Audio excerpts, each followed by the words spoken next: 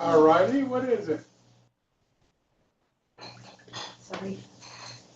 What is it you want to say? Me? Who? Yeah.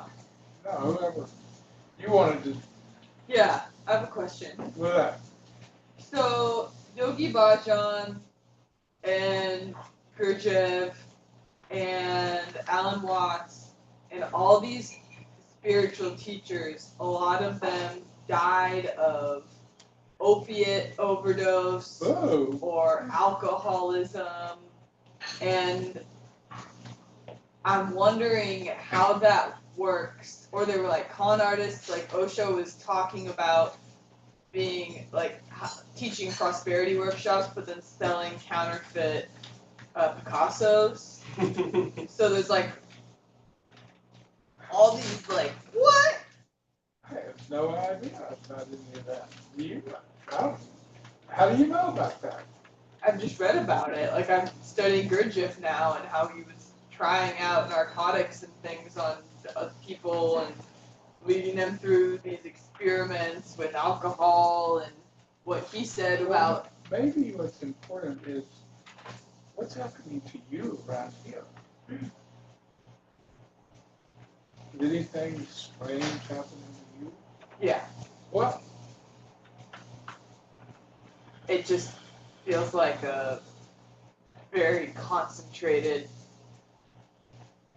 consciousness workshop. Well, that's a good thing, right? Yeah. And these other things you're talking about, do they sound like that too? Or something I different? still genuinely want to know what you have to say about it. Like these teachers. I never heard about any of that. Okay, well, what do you think? Well, it's hard for me to talk about something I don't know about. I never heard about any of the things you just said. Well, I just said it. What? I just said it. But you're asking him about something that he's hearing about for the first time. It seems like you have knowledge of that, and then therefore has some kind of comment. So, Okay. just pick one thing you want me to give my opinion about. So, I guess the question is, I'm seeing a trend with spiritual teachers or gurus or masters where they preach one thing, but then they practice another thing. Well, then maybe they're not real. Maybe they're fake. Or what about Ram Dass, who, went through the LSD phase? I mean, they're searching for what the universe is all about and who are they in it. And so there are these drugs that can be windows through the brain chemistry into these other realms. And they experiment with themselves to see if those are portals, or if they open up something and then can they sustain it or maintain it on their own with their own mind and concentration and access.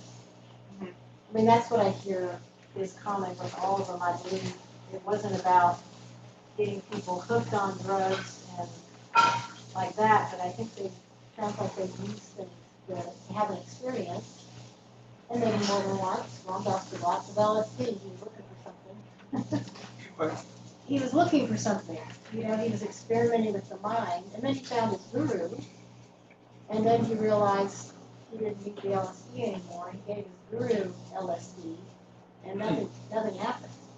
There was no change in that feeling state. He gave him the strongest dose of LSD that he could find. And gave it to him in the morning when he came out of his little hut. And then he just watched him. He's just normal.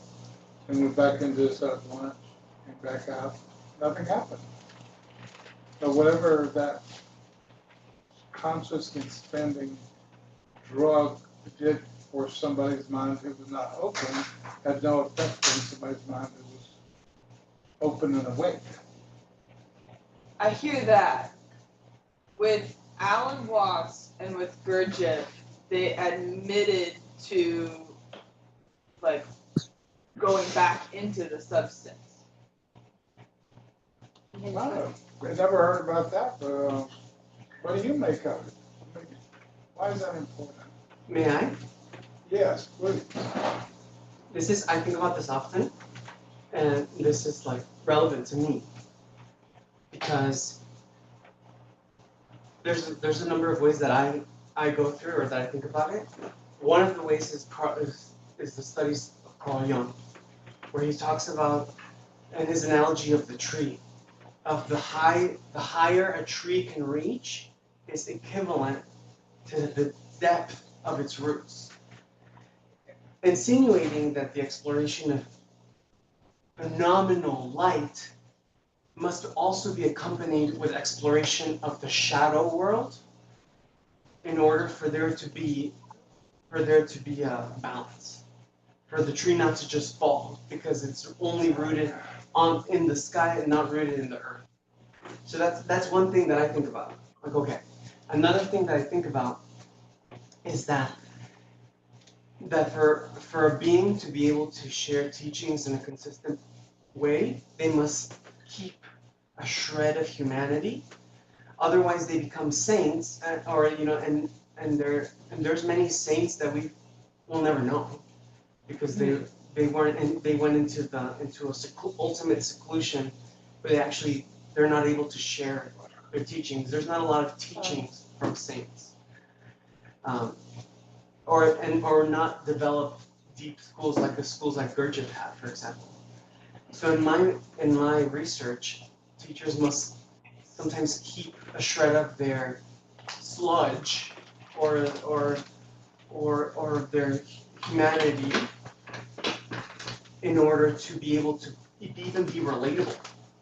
Because if a student can't see themselves in the face of a teacher, can't see their own potential, then they won't be attracted to that being. Like we have to be attracted to somebody that is real to us at a stage when we're still asleep. Then another way I think about it is looking at a cow, which is considered a sacred animal in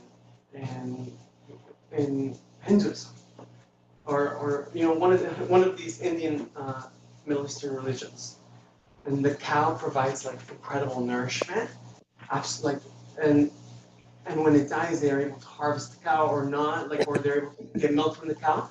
However, the cow also has an asshole, and like this poop is waste material, and everything has udders and everything has an asshole, and it becomes how do I say this?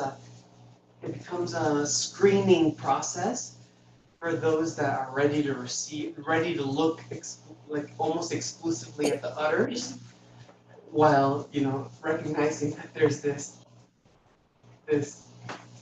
place where waste UDDER, other? Yeah. And so that's a couple of ways that I think about, that I navigate through that specific dilemma. And also the fact that the higher a teaching goes, the more paradoxes show up. Like it does because at first we're taught as kids there's good and there's bad. There's things to be avoided and things to be gone into. But then as we grow more mature, and then as we grow more potent in our subtlety, we begin to see that it's actually gray. And as much as we would like to say, no, that was bad, there actually might be a reason why somebody went through an intense dark thing, even though everybody would love to say that that's absolutely, everybody can agree that's condemnable, but in reality, it might have jump-started the path to awaken someone fast, or for them to change the world in a specific way or something like that.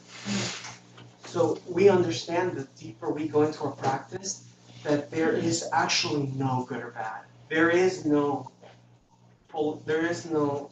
Absolute. duality or absolutes. Good or bad. And so even in a case where Relative. for some reason somebody just happens like the Shakti or the hand of God puts fake Picassos. I think about this specific one, which I'm so happy you brought it up. And I imagine that this being's holy shit, why do I have in front of me all these fake Picassos? And why do I happen to be friends with somebody that can verify they're like the best fruits in the world? And why do I happen to have people asking me if they can buy them? You know, like it's like almost people are sometimes set up by the force to do something that's bad, to blast open certain people or many. It's like a masking in some cases, or in some cases people are like have to do things that they don't even want to do, but they can sense the holy hand guiding them in that direction. Especially if they're like, because most people are gonna be like, oh fuck no, I'm not gonna do this. But if somebody's like like awake to the force, they'd be like, wow, for some reason I'm being absolutely guided in this direction. That's gonna tarnish my reputation if anybody finds out. And that may also be their process of letting go. Let me get this thought on clean stuff. Yeah, like with Gurdjieff with the opioids and the alcohol, like he openly admitted it. Like I am using mechanical means to feel better. So maybe that's all he could do. That's what he chose to do. Well, I mean, maybe it's all he could do. Maybe he couldn't just be awake without needing to take a substance to stimulate the parts of him that can experience being awake, whereas someone else might be able to go into a state of awakeness without any substance. I know I don't need any substances. I'm awake all the time. Does that make any sense? Does that seem awake to you? Yeah. I don't need any substances for that. Now, do you consider yourself to be awake? You don't need these substances.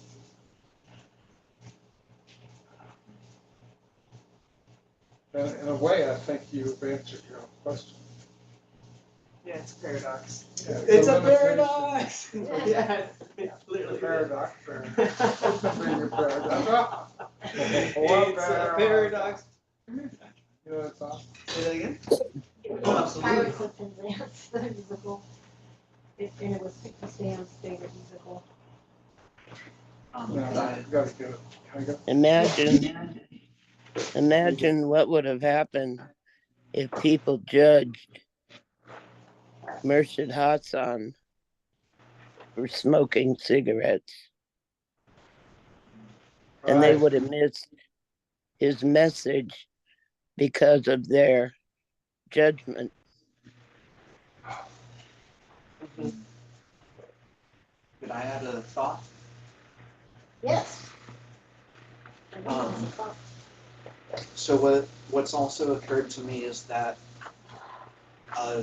pursuing a spiritual path is not, it's not like a self-help routine so that you can be a perfect person on the physical plane. You know, we may have this concept of ways that we can better ourselves here using these means and these explorations, but ultimately a lot of this pursuit is to attain peace with the world as it is. And so I think possibly that allows for these masters to not seem perfect on the physical plane, because, you know, the physical world is kind of gross. And yeah, so I'm not convinced that I fully realized beings are impeccable on the physical plane. But they've walked a mile in some shoes that you may not have walked in. You may have had no experience of what they're truly like because you haven't been to those levels. And your vision isn't as broad or as deep. You haven't had their experiences. So it goes back to what Red Hawk says about not judging. You have to examine yourself without judging. And if you can be in the presence of another being without judging them or yourself, there is love. Nice.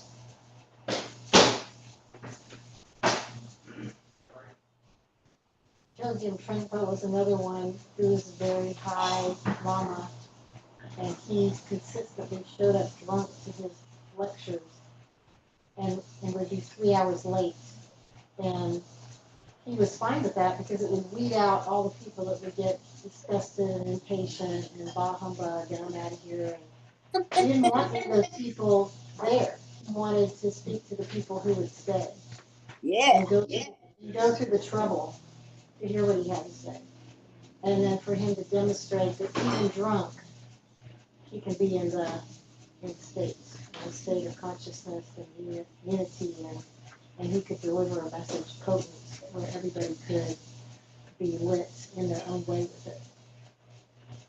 So these are like tricks and tools, and it's a playground, you know. I'm gonna pull up my favorite picture of him. You know exactly which one. Yeah. Oh, that's so fucking cool. What a rock star. Yep. Bunch of man, I heard you got So epic. a question for me. Bunch Hot tub. Help him. This is my Be aware. favorite picture of Chogyam. Stand away. Hey, Joshua. Looks like a rocker. Great outfit. Hi, Bunch and I feel really close to this man. I was like, oh, I can see similarities. Did you say you have a question? Bunchen had a question for me, I heard. Oh, yeah, Bunsen, what's the question? Yes. Joshua, have you been in communication with Ruby about the moving of the hot tub from the Bonsell residence? I did speak with her, yes. There was... Can you still hear me? There was what? It was on off. Did you, Which of these did you want? do you know movers that are available to move the tub?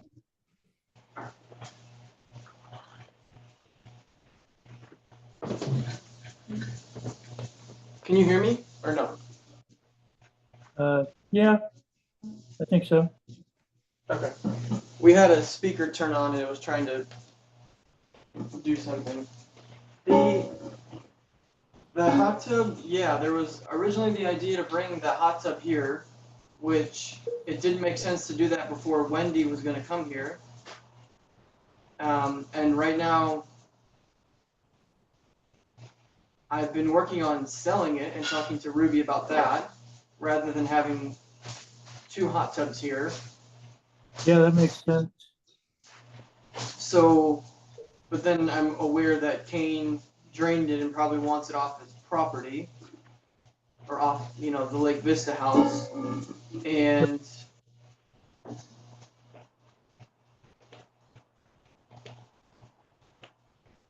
so yeah, that's where I'm at with it. I let Ruby know I was just with her a day or 2 ago, or this past weekend, and let her know that's where I was at, and that if it another week or 10 days goes by, and after the gardeners come to clean up the backyard in that area, that we can talk about moving it here and getting rid of the one that we have, or we'd have to sit down as a house and talk about what we want to do with it.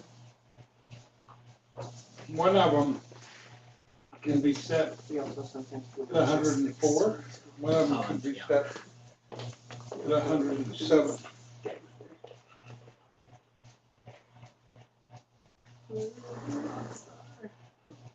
Some people prefer 104, and some people prefer 107. Are you aware of that? Mm-hmm. I just personally don't. So yeah, I guess that's where we're at. I don't understand or foresee why we would need 2 here, but that's kind of where we're at. with his response. Have you So- had any actual inquiries? to Yep. purchase it? Yeah, I was really close to doing so, and they wanted to come get it on that day or the next day, and I think at that time it wasn't drained. And I've had offers at 6, 7, and the last one was 8, but then they went with a different one. So the goal is 8, and I think everyone would be very pleased with that. Yeah. Okay. So I'll keep you in a text thread with Ruby or anyone else that needs to be involved so that I can coordinate with you or directly with Kane to tell him when we're coming to get it. Okay. Yeah, keep me posted, please. Okay. Has he communicated with you directly about wanting it gone in a timely manner? Great. Thank you. You're welcome. You're gonna get it moved here. I can have it moved here. I was also focused on selling it. Let's sell it. I would just want to, well, I guess, it doesn't have to What's wait. the difference between that one and the one we have here? I don't know what year that one is. This one is older by probably 8 or 10 years, I would think. Maybe 6 But years it's a- ago. One up there was a big upgrade. Wouldn't we wanna get that one here? And We can do that and then look at selling this one after we clean it up. Okay. Okay. So,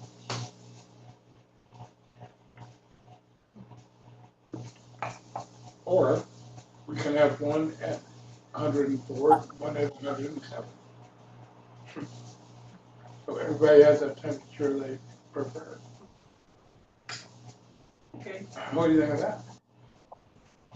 Okay. And we have a cold tub, right? Yeah. Right. I'm one of the ones that like 107, but I don't even think about it anymore. 104 is just fine. And I don't think about it anymore either, because I haven't been getting in it. I know. So, but that's fine. Right, so right now we could raise it after we get back in the hot tub. But I don't even care. It's summertime too, so 104 feels fine. Like, I know. We should bring the new one here and see if we see any difference. If we're keeping the old. and the idea is after the 19th, when the gardener has done stuff and Wendy, the property manager, has been here and left. So there's just not a whole extra, you know what I mean? Yeah. Like stop having things out for her to think is weird or questionable. Yeah. 3 hot tubs. It's They the just kiddie think- pool. They just think we're balling. Bunch and I'll keep you updated. Swingers, you know.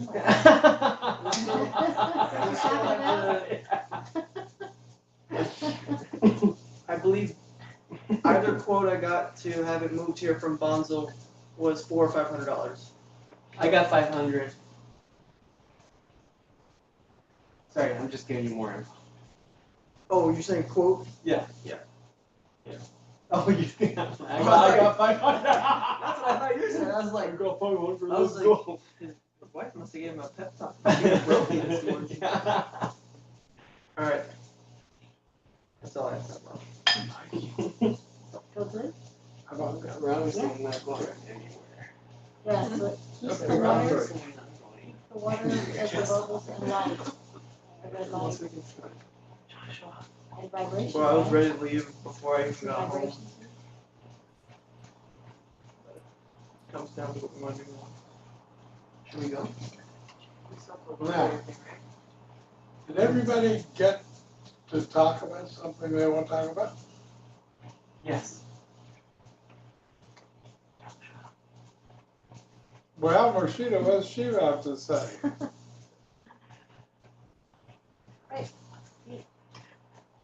Just leave it, here's this. And you know.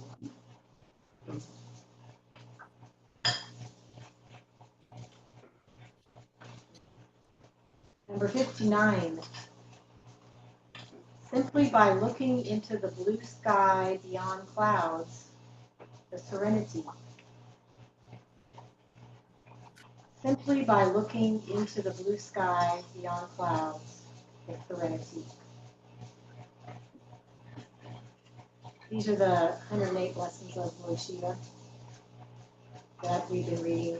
To his consort, Parvati, which in this case is all of us. She asked, how do you get the state that you're in? How do you have this magnificence? How do we have it? You know, so he gives 108 lessons.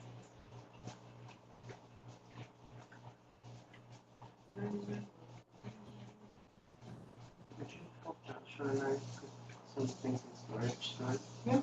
Okay. Tyree, What do you have to say, Ramana?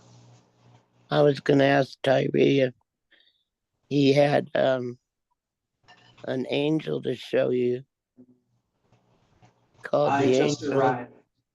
Oh. I haven't, but I just arrived. Oh, welcome. Did you have fun at Liberty? Oh, of course I did. Oh, how terribly wonderful that is. I knew it would be magic for you. It was. Oh. So did you tell your mother she was right? Not yet. I'm waiting till the trip is over to tell her in person. Oh, yeah. Well, I want to be in that loop.